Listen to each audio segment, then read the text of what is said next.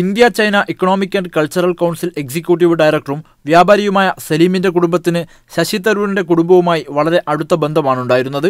വിവാഹശേഷം സുനന്ദ പുഷ്കറും ശശി തരൂരും ചൈനയിലെത്തിയപ്പോൾ 5 ദിവസം ഇവരുടെ കൂടെയായിരുന്നു താമസം. വിവാദങ്ങൾക്കൊടുവിൽ ശശി തരൂർ കേന്ദ്രമന്ത്രിസഭയിൽ തിരിച്ചെത്തിയപ്പോഴും ബന്ധം തുടർന്നു.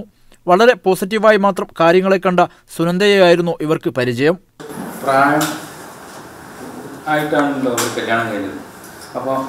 ബാക്കിയുള്ള സമയം ഇനി എത്ര നന്നായി എൻജോയ് ചെയ്ത് ഏറ്റവും പ്ലഷറായിട്ട് എങ്ങനെ ജീവിക്കാമെന്നുള്ളത് ഒരു ആർത്തി കാണിക്കുന്ന രൂപത്തിലായിരുന്നു. അങ്ങനെ ഒരു ഫീലായിരുന്നു നമുക്ക് തോന്നിയിരുന്നത്. അത് നമുക്കൊക്കെ അസൂയായിരുന്നു അവരുടെ ബന്ധത്തിൽ. ശരിക്കും വളരെ നോർമലായൊരു സ്ത്രീ എന്നായിരുന്നു. ഒരിക്കലും അങ്ങനെ അവരായിട്ട് അത്രയും ക്ലോസ് ആയി കഴിഞ്ഞാൽ അവർ ആരായിരുന്നു ഉള്ളത് മനസ്സിലാവും. ജീവിതത്തിൽ ഒരു താളം കണ്ടെത്താൻ ശ്രമിച്ചിരുന്ന ഇവരുടെ ഈ ദുരന്തം അക്ഷരാർത്ഥത്തിൽ സലീമിന്റെ കുടുംബത്തെ ചെറുതായൊന്നുമല്ല ഞെട്ടിച്ചത്.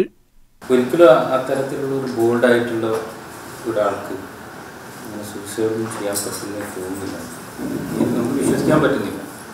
പിന്നെ നല്ലൊരു സുഹൃത്ത് നഷ്ടപ്പെട്ട